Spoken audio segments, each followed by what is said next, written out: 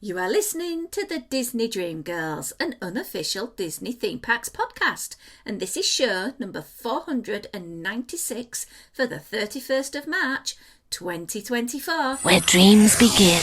Hello and welcome to this week's Disney Dream Girls. My name is Michelle Young, and together with my jolly good chum Jane Phipps, we are your guides to the place where dreams begin.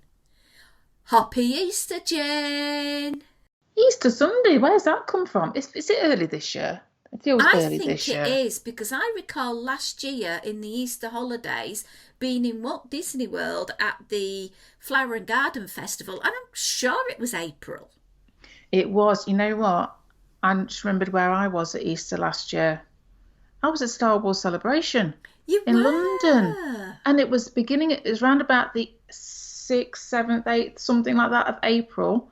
And we had our Jedis that we thought were outfits that we thought were going to keep us warm in the traditional British, not so warm Easter weather. And we were absolutely dripping with sweat because we had 3 lovely days of really nice temperatures. Oh, bless. But those outfits were amazeballs.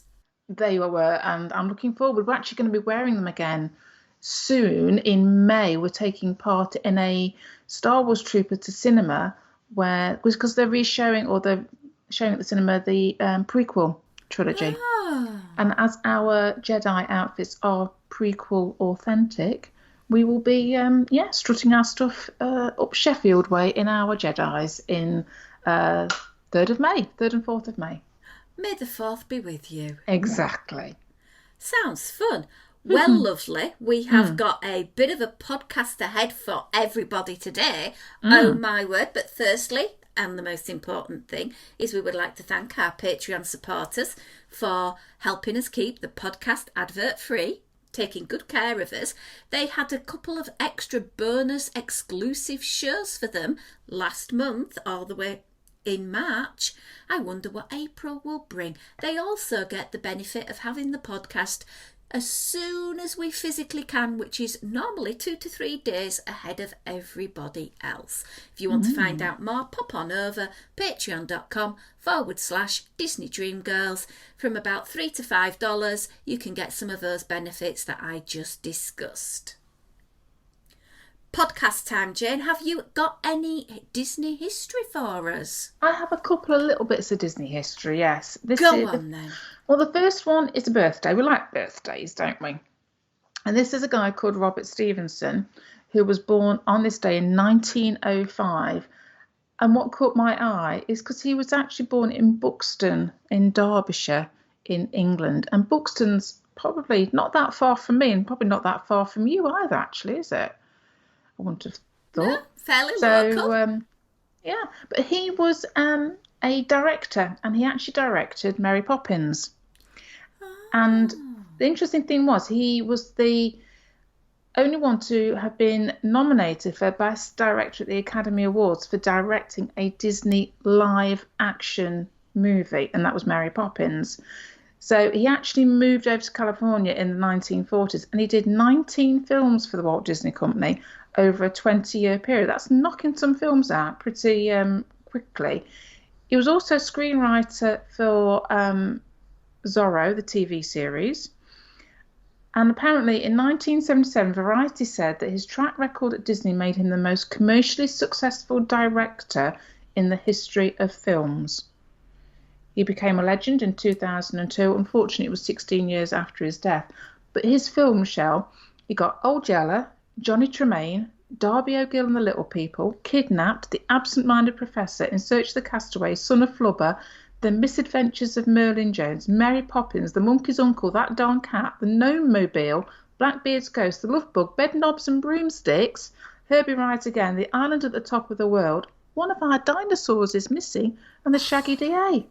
Some classic movies in that lot, isn't there? Oh my word. You just mentioned a film I've not seen for ages and I have a real craving for. One of Our Dinosaurs is Missing. Yeah. I remember seeing that as a child at our school cinema. That was fun. It's funny, I was telling Simon about this a day or so ago, and he actually called out One of Our Dinosaurs as it was actually one of the first movies he remembers going to the cinema to see.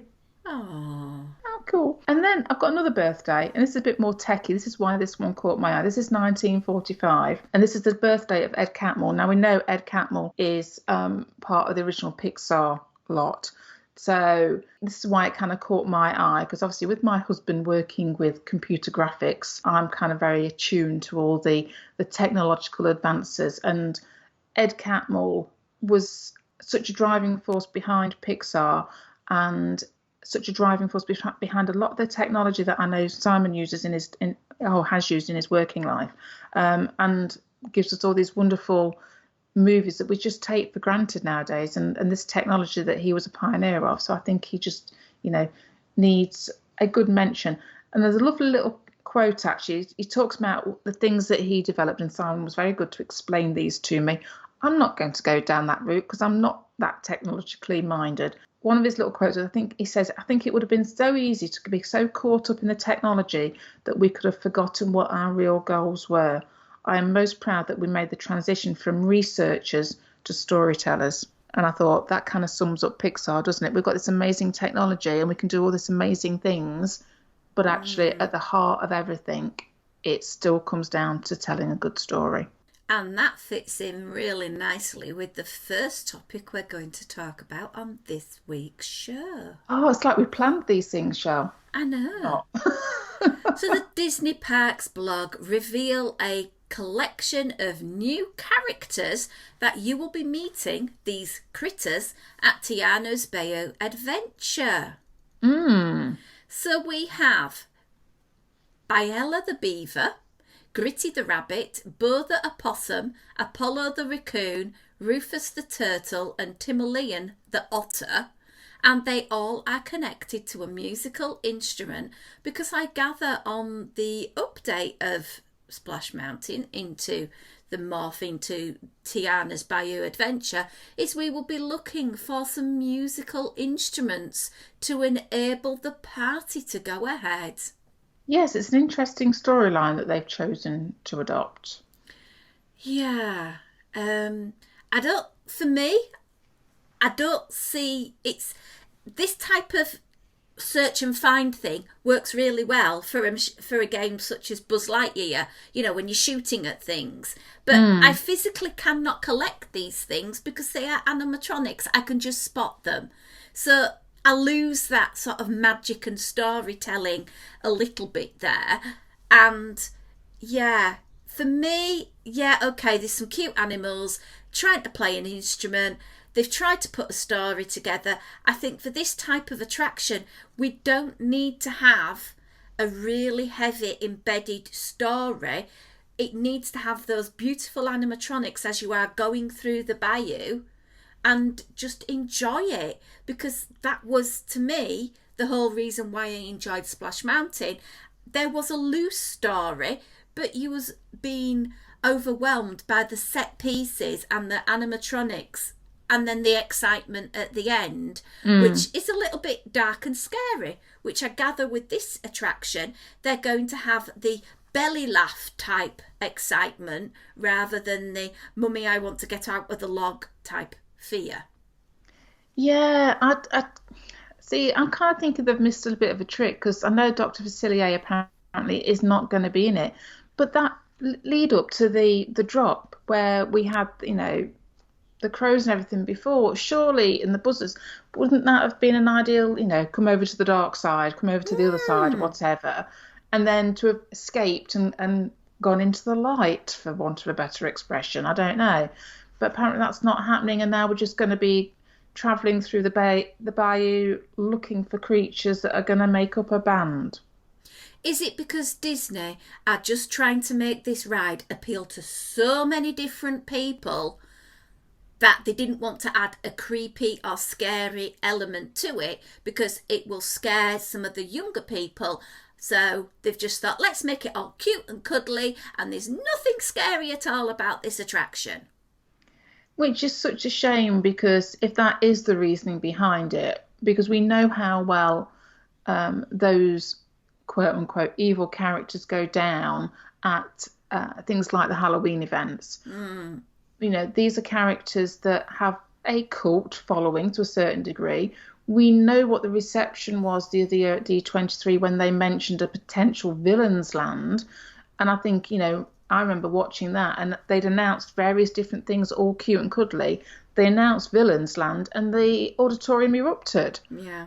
I think that kind of shows you where people sit on that type of thing. But I think, unfortunately, and not wanting to delve into politics or anything like that, I think we are living in a bit of a day and age where everybody's trying to be everything to everybody and not wanting to upset anybody at all and being so careful and treading on eggshells. And unfortunately, I just hope that this doesn't mean that we lose storyline and engagement with the audience, which we've seen happen with various movies and franchises up to this point. So fingers crossed. Only time will tell. Yeah. Over on the Parks blog, you can get to meet Laura West, who was a lead concept designer with Walt Disney Imagineering on this project, and she talks us through the design process all the way through to making the animatronics for those characters.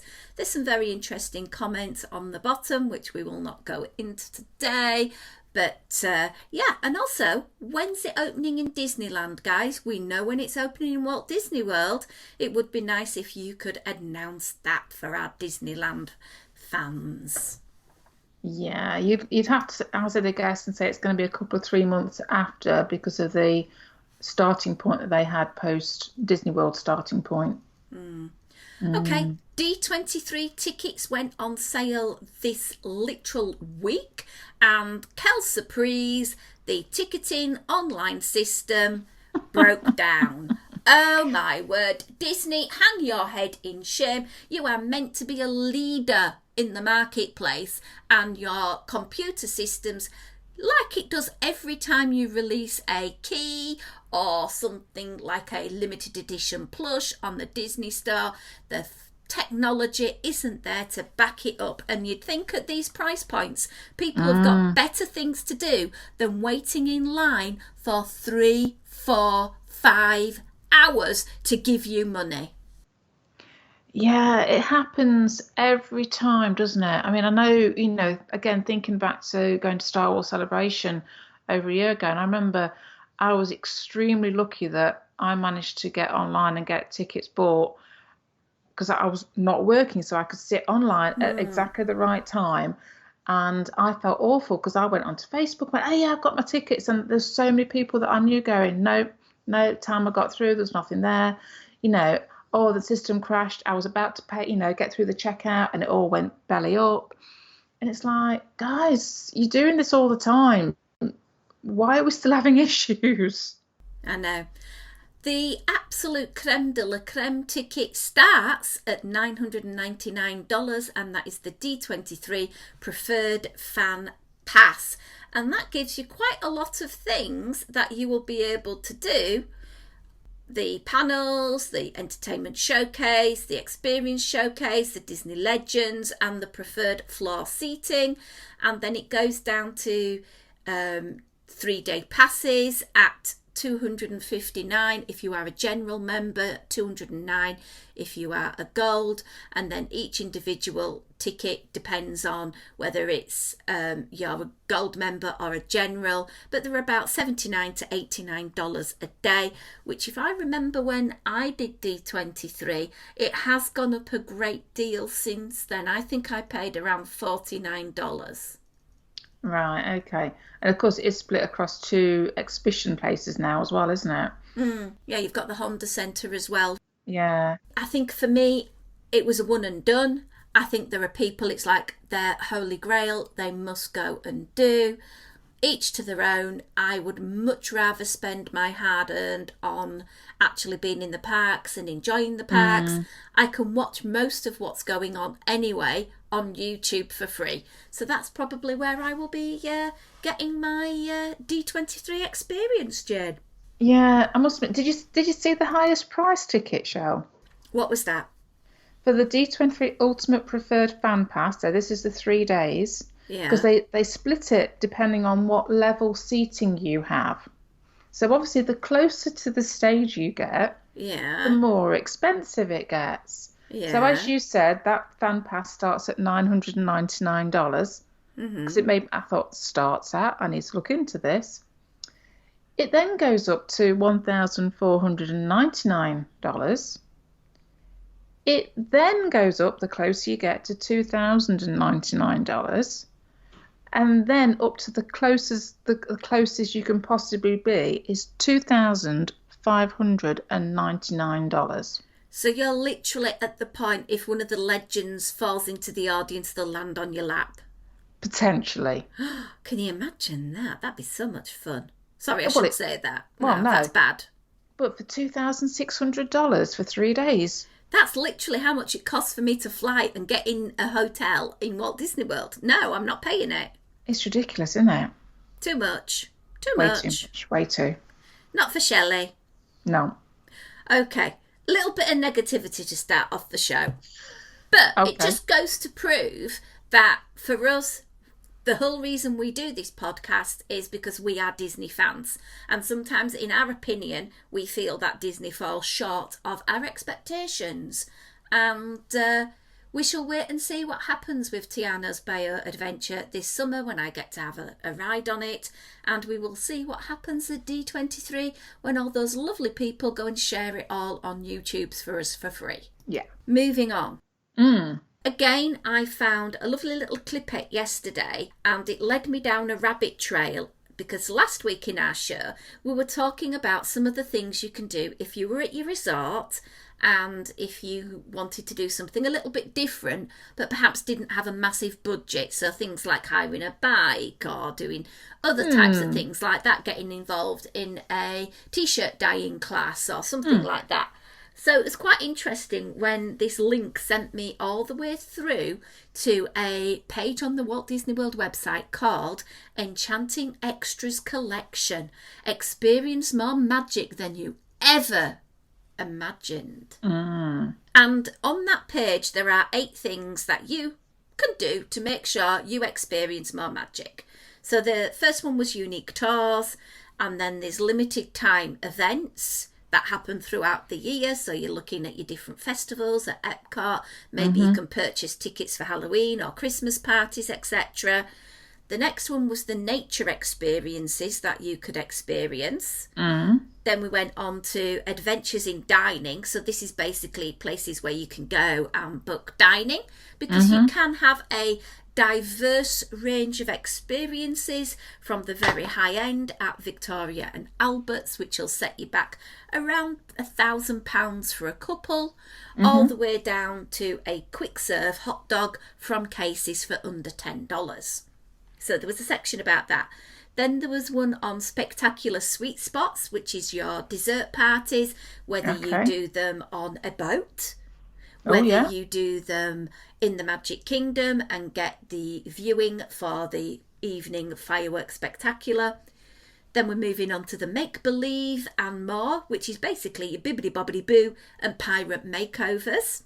Then there's rest and recreation and wilderness, which were things such as what we talked about last week, adding in some golf, some spa, water sports, ways that you can have a pamper but not necessarily within the theme parks. And then there was more on special occasions. So if you're wanting to celebrate while you're in Walt Disney World, you could maybe have a carriage ride, or maybe send a Disney floral or gift, or maybe have a portrait session, or get a speciality cake to up-level that birthday experience. So that was quite interesting, and it made me start thinking about the tours that are currently offered. And at the moment, there are only 10. Oh, is that all? Yeah, so let me Thought there go was through more than them. that. Okay. No. Behind the Seeds, which is offered virtually every hour on the half hour at Epcot, where you go and wander around the living with the land sort of greenhouse element. It's a reasonably priced tour. It's informative. Have you ever done it, Jane? I haven't, but it would be on my list of ones that I'd like to do. I think you've done this one, haven't you, Shell? I think I've done it a couple of times, to be honest, and each time was slightly different. It's a number of times since I've done it, so perhaps it's something that I would like to look at again. I will say, though, the price point has gone up. No surprise, huh? It's now $39 to $45 per person, but tax has to go on top of that. Still not too badly priced, though. True. The next one on the list is Caring for Giants, and in my mind, this is incredible value. It's $39 per person, tax not included. It's offered on different days throughout the week. It's a 60-minute experience where you will get up close and personal to the elephants. Now, when I think of up close and personal, I think maybe close enough to touch. It's not like that. There is a distance between you and the animals, but you do get the experienced guide to tell you a little bit about their care and some of the things that they are doing for conservation. And we had a lady over from a village in Ghana talking about what's happening in her village. She was a representative of the Walt Disney Company, and she was talking about bees, and that was really interesting. Nice. So I highly recommend that. If you are backstage, you cannot take any photography, video, etc. while you are backstage, because you do go backstage to access a vehicle to drive you out to this particular part of the savannah. Right. One for you to do? Maybe. Okay. Good price. It's a good price though, so that might tempt me. Keys to the Kingdom. Lovely to see that this is still available. I really enjoyed it. It's $129 to $149 per person. I've done it a couple of times. It's really interesting. It's 5 hours long, so you are getting quite a lot of detail. You're still going into the Utilidors. You're getting a lunch with it, and you do get a keepsake to take home. For me, if you have done the Magic Kingdom a few times and want to know some secrets, it's perfect. Yeah, I think of the ones that have been offered at the moment, this would be on my list. Epcot Sea's Adventure, which is Dive Quest. This is one I've looked into before. It's between $229 and $249. And as the title lets you know, you are going to take the plunge in the 5.7 million gallon saltwater aquarium at Epcot. So excited. It's 2 hours. You'll spend 40 minutes on the actual dive, but you must be scuba certified to do it. And this has been a problem because to get scuba certified is timely and expensive. Yeah, it's not something that I can ever see myself doing, because I'm not interested enough in scuba diving to want to spend that sort of money to sort myself out. So lovely if you've got that accreditation, go for it, but not for me. Dolphins in depth tour. Oh my word. This is a up close and personal encounter with the dolphins, which sounds really good. Then there is the Wild Africa Trek, which is an experience like no other.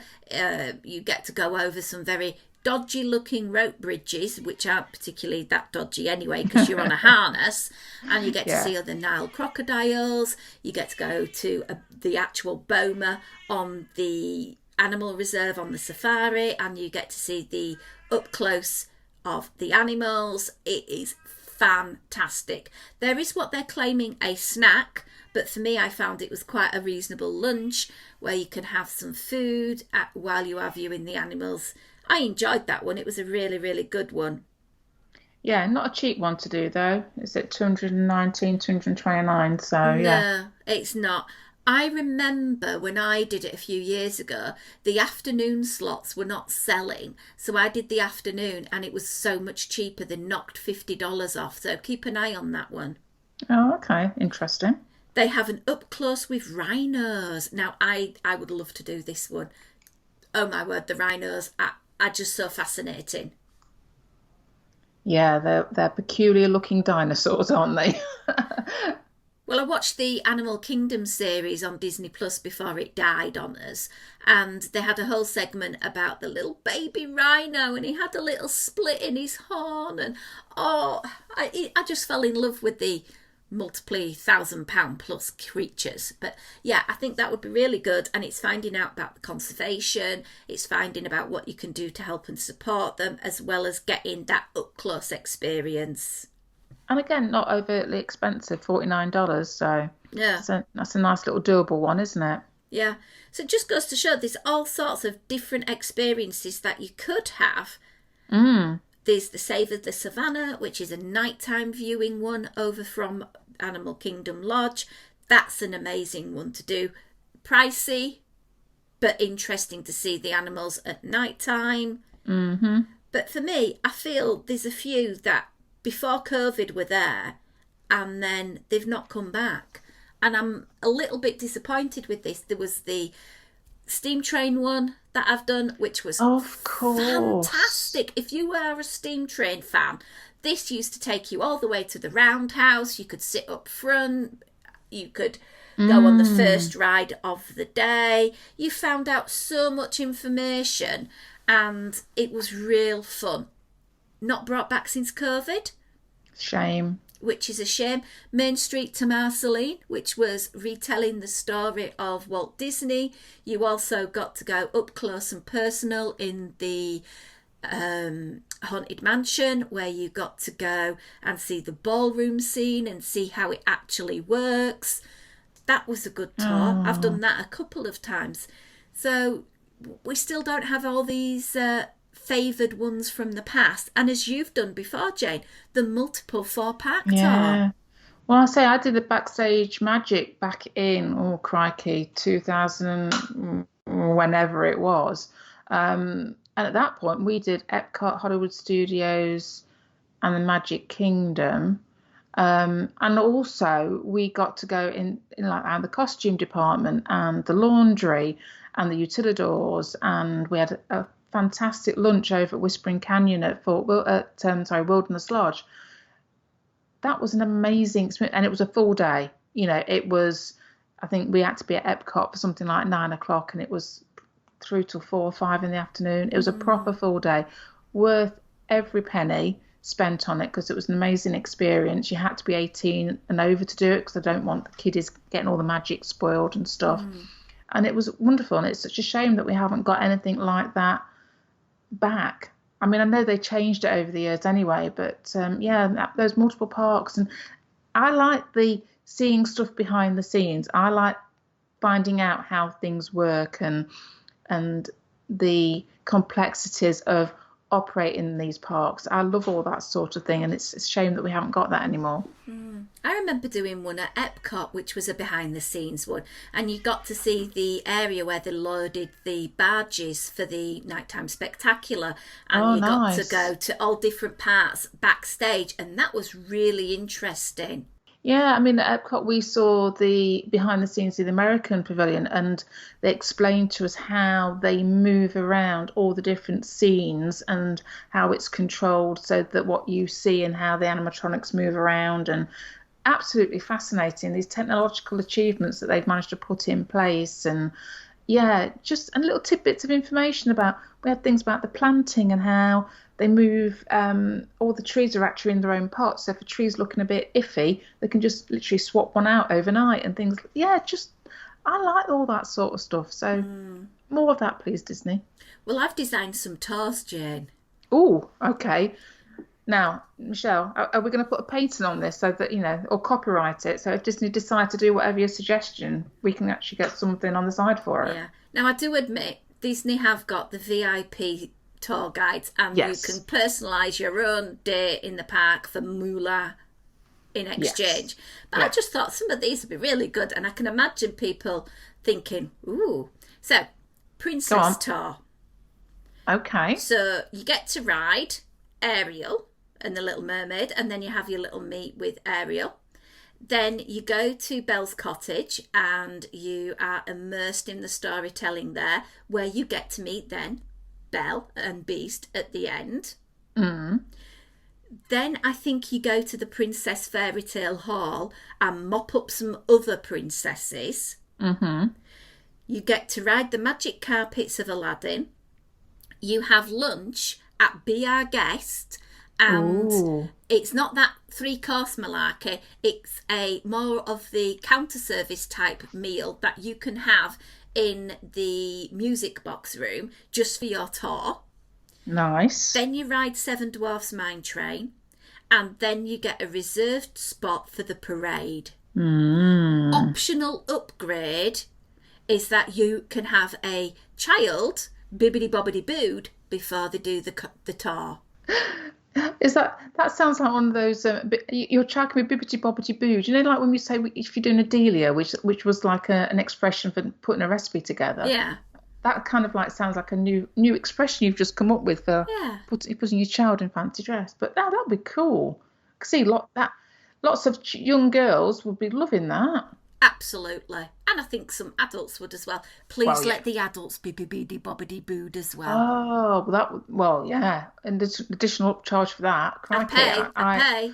I know people that would be all over that. Yeah.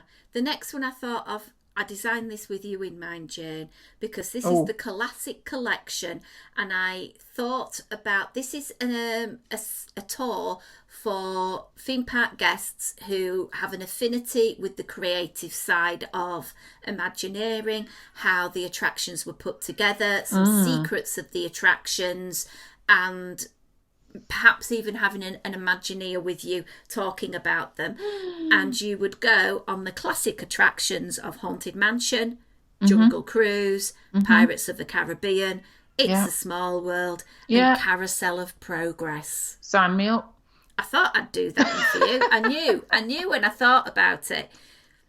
Oh, you see, if you could have somebody that had got that wealth of knowledge that could talk to you about, you know, where the original concepts came from and where Walter maybe touched these rides. And yeah, I just love, I mean, I know I go on about it, but I love the classic rides, but I just love that finding out how these things came about and I love listening to anybody that's creative talk, because I'm not a creative person. I don't consider myself to be a creative person.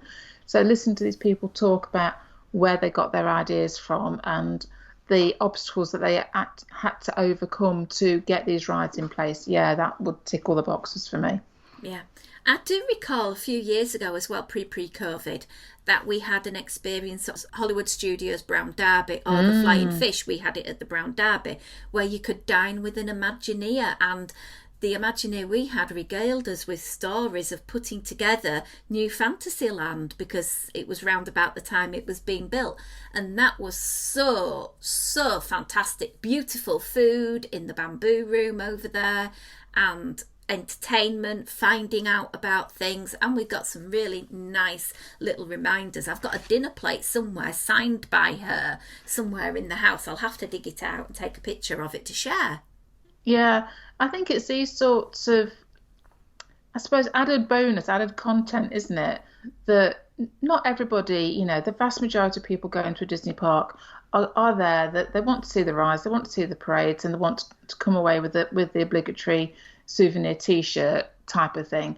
But for those of us that have that affinity with these parks, it's those bits and bobs of information. I mean, it's so lovely to see Joe Rohde. I know we talked about him last week getting the legend status at D23, but the fact that he's been, you know, he's doing this mentoring, which I hadn't really fully realised, that a lot of the Imagineers that have moved on will come back to Disney to mentor the next lot of Imagineers. And I think that's so important to ensure that the legacy of those original Imagineers isn't lost, and that we retain what the parks are all about and the ethos behind how the attractions and the lands and the park should be developed. I 100% agree with you there, Jane. It's great that they are thinking about a classic storyteller like Joe Rohde. The only problem that I do foresee is that's not the way Disney seem to be going at the moment. It's a little bit different, but we'll see what happens. Anyway, have you got a tour you would like to design? Why not get in touch with us? And if you have a really good idea, we'd love to share it on next week's podcast. Get in touch, info@disneydreamgirls.com.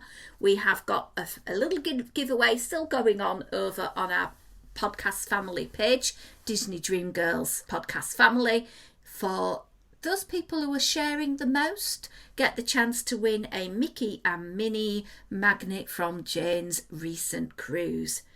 You can also get in touch with us on Instagram at DisDreamGirls, where we both share all sorts of things from our Disney-driven life.